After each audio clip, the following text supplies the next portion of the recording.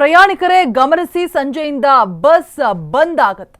ಸಂಜೆಯಿಂದ ರೋಡಿಗಿಳಿಯೋದಿಲ್ಲ BMTC KSRTC ಬಸ್ಗಳು. ನಿರ್ಣಾಯಕ ಹಂತಕ್ಕೆ ಬಂದು ತಲುಪಿದಂತಹ ಸಾರಿಗೆ ಸಮರ.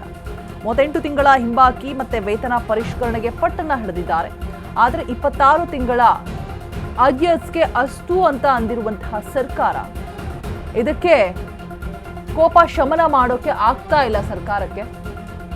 38 ತಿಂಗಳ ಹಿಂಬಾಕಿ ಕೇಳ್ತಾ ಇದ್ರೆ 26 ತಿಂಗಳ ಅರ್ಯರ್ಸ್ಗೆ ಅಷ್ಟು ಅಂತ ಹೇಳಿದ್ದಾರೆ.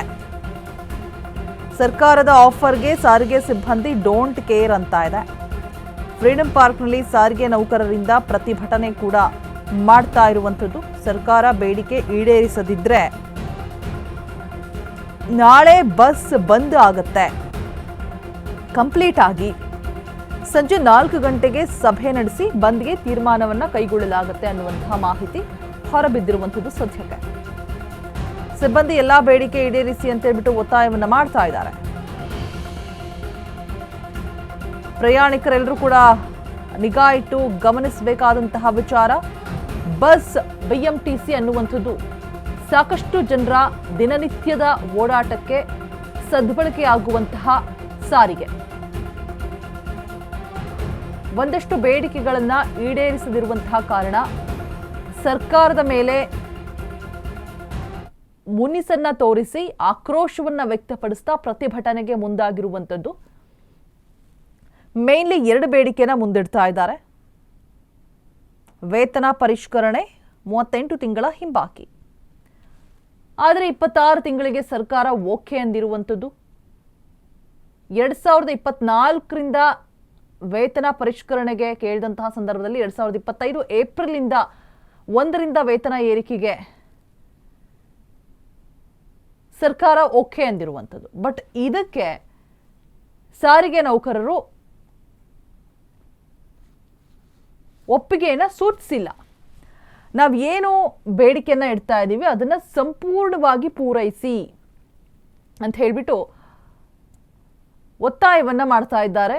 ಇನ್ ಕೇಸ್ ನಮ್ಮ ಬೇಡಿಕೆಯನ್ನ ಈಡೇರಿಸದೇ ಇದ್ದಲ್ಲಿ ಪ್ರೊಟೆಸ್ಟ್ ಅನ್ನ ಮಾಡೋದು ಕಟ್ಟಿಟ್ಟ ಬುತ್ತಿ ಅಂತ ಹೇಳ್ತಿದ್ದಾರೆ. ಈ ಬಗ್ಗೆ ಹೆಚ್ಚಿನ ಡೀಟೇಲ್ಸ್ ಅನ್ನ ಕೊಡೋದಕ್ಕೆ ನಮ್ಮ ಪ್ರತಿನಿಧಿ ಲಕ್ಷ್ಮಿ ಬಾಗಲಕೋಟೆ ದೂರವಾಣಿ ಸಂಪರ್ಕದಲ್ಲಿ ಜಾಯಿನ್ ಆಗ್ತಾ ಇದ್ದಾರೆ. ಲಕ್ಷ್ಮಿ, ಒಂದು ಕಡೆ 2 ಬೇಡಿಕೆಗಳನ್ನ ಮುಂದಿಟ್ಕೊಂಡು ಪ್ರೊಟೆಸ್ಟ್ ಮಾಡೋದಕ್ಕೆ ಮುಂದಾಗಿರುವಂಥದ್ದು. ಸಂಜೆ 4 ಗಂಟೆಗೆ ಸಭೆಯನ್ನ ಆಯೋಜನೆ ಮಾಡಲಾಗಿದೆ.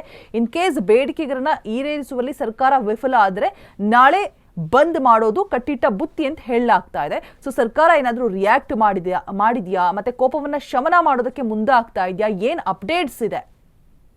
ಎಸ್ ರೋಜಾ, ಈಗಾಗ್ಲೇನು ಇವತ್ತಿನ ಬೆಳವಣಿಗೆಯನ್ನ ನೋಡೋದಾದ್ರೆ ಎಲ್ಲೋ ಒಂದ್ ಕಡೆ ಸರ್ಕಾರಕ್ಕೆ ಈ ಬಿಸಿ ಇದೆ ಅನ್ನುವಂಥದ್ದು. ಯಾಕಂತಂದ್ರೆ ಸದ್ಯಕ್ಕೆ ಸಾಕಷ್ಟು ಜನರು ಈಗಾಗಲೇ ಫ್ರೀಡಂ ಪಾರ್ಕ್ ನಲ್ಲಿ ಜಮಾಯಿಸಿದ್ದಾರೆ. ಎಲ್ಲ ಬೆಳವಣಿಗೆಗಳನ್ನ ಕಂಡಿರುವಂತ ಸರ್ಕಾರ ಸದ್ಯಕ್ಕೆ 26 ತಿಂಗಳದ್ದು ಅಂತಂದ್ರೆ ಈಗೇನು 38 ತಿಂಗಳ ವೇತನ ಬಾಕಿ ಇತ್ತು, ಅದ್ರಲ್ಲಿ 26ನ ಕೊಡ್ತೀವಿ ಅನ್ನುವಂತ ಮಾತನ್ನ ಸದ್ಯಕ್ಕೆ ಈಗ ಹೇಳಿರುವಂತಹದ್ದು. ಒಟ್ಟಾರೆಯಾಗಿ 12 ತಿಂಗಳ ಬಾಕಿ ಉಳಿಯುತ್ತೆ. ಆದ್ರೆ ಒಟ್ಟಾರೆಯಾಗಿ ನಮ್ಗೆ ಇಷ್ಟು ದಿನಕ್ಕೆ ಅಂದ್ರೆ ಇಲ್ಲಿವರೆಗೂ ನಾವು ಕಾಯ್ದಿದ್ವಿ, ಸುಮಾರು 3 ವರ್ಷದವರೆಗೂ ಕಾಯ್ದಿರುವಂತಹದ್ದು. ಸೊ ನಮಗೆ ಸಂಪೂರ್ಣವಾಗಿ ಪರಿಷ್ಕೃತ ಏನು ಹಿಂಬಾಕಿ ಇದೆ ಅದನ್ನ ನೀಡ್ಬೇಕು ಅನ್ನುವಂಥದ್ದನ್ನ ಸದ್ಯಕ್ಕೆ ಕೇಳಿದ್ದಾರೆ. ಹಾಗಾದ್ರೆ ಇವತ್ತಿನ ಪ್ರೊಟೆಸ್ಟ್ ಒಂದ್ ರೀತಿಯಲ್ಲಿ ಇದು ಬೆನಿಫಿಟ್ ಆಗುತ್ತಾ ಅವರಿಗೆ? ಪ್ರೊಟೆಸ್ಟ್ ನಿಂದ ಸರ್ಕಾರದಿಂದ ಏನಾದ್ರು ರಿಪ್ಲೈ ಬರುತ್ತಾ ಅನ್ನುವಂಥದ್ದು.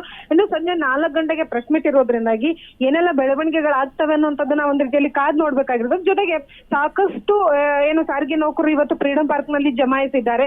ಇವತ್ತೇನಾದ್ರೂ ಸರ್ಕಾರ ಸ್ಪಂದಿಸಿಲ್ಲ ಅಂತಂದ್ರೆ ಇದು ನಾಳೆ ಬೃಹತ್ ಮಟ್ಟವಾಗಿ ಪರಿಣಾಮಿಸುವಂತಹ ಸಾಧ್ಯತೆ ಇರೋದ್ರಿಂದಾಗಿ ಸೊ ಇವತ್ತು ಸರ್ಕಾರ ಎಚ್ಚೆತ್ತುಕೊಳ್ಳುವಂತ ಸಾಧ್ಯತೆ ಇದೆ. ಸಂಜೆ 4 ಗಂಟೆ ಒಳಗಡೆ ಪ್ರತಿಕ್ರಿಯಿಸುವಂತ ಸಾಧ್ಯತೆನೂ ಇರುವಂತದ್ದು. Roja, all right, thank you Lakshmi ತಮ್ಮೆಲ್ಲ ಡೀಟೇಲ್ಸ್ಗಾಗಿ.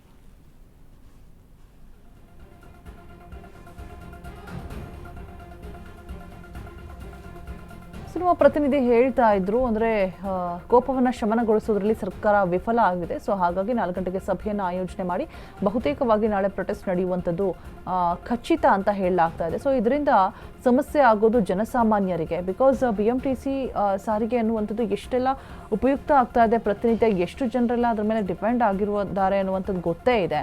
ಸೊ ಹಾಗಾಗಿ ಇವತ್ತೇ ಆಲ್ರೆಡಿ ಒಂದಷ್ಟು ಬಸ್ಗಳ ಸಂಚಾರ ಸ್ಥಗಿತ ಆಗಿರೋದ್ರಿಂದ ಈಗ ಮೆಟ್ರೋ ಕೂಡ ರಶ್ ಜಾಸ್ತಿ ಆಗಿದೆ ಅನ್ನುವಂತಹ ಮಾಹಿತಿ ಕೂಡ ನನ್ನ ಕೊಲೀಗ್ಸ್ ಹೇಳ್ತಾ ಇದ್ರು. ಸಿಕ್ಕಾಪಟ್ಟೆ ರಶ್ ಇತ್ತು ಮೆಟ್ರೋ ಅಂತ ಹೇಳ್ಬಿಟ್ಟು, ಬಿಕಾಸ್ ಬಸ್ ಇವತ್ತು ಬಂದ ನಾಳೆ ಬಂದ ಅನ್ನುವಂಥ ಕನ್ಫ್ಯೂಷನಲ್ಲೇ ಜನ ಇದ್ದಾರೆ. ಸೊ ಇವತ್ತು ಒಂದಷ್ಟು ಸ್ವಲ್ಪ ಸಾರಿಗೆ ವ್ಯವಸ್ಥೆ ಕಡಿಮೆ ಆಗಿದೆ, ಬಟ್ ನಾಳೆ ಇನ್ ಕೇಸ್ ಬೇಡಿಕೆ ಈಡೇರದಿದ್ರೆ ಬಂದ್ ಆಗೋದು ಖಚಿತ ಅಂತ ಕೂಡ ಹೇಳಲಾಗ್ತಾ ಇದೆ. ಈ ಒಂದು ಹಿನ್ನೆಲೆಯಲ್ಲಿ ಮೆಟ್ರೋ ಕೂಡ ರಶ್ ಆಗಿದೆ ಅನ್ನುವಂಥ ಮಾಹಿತಿ ಸದ್ಯಕ್ಕೆ ಇರುವಂಥದ್ದು.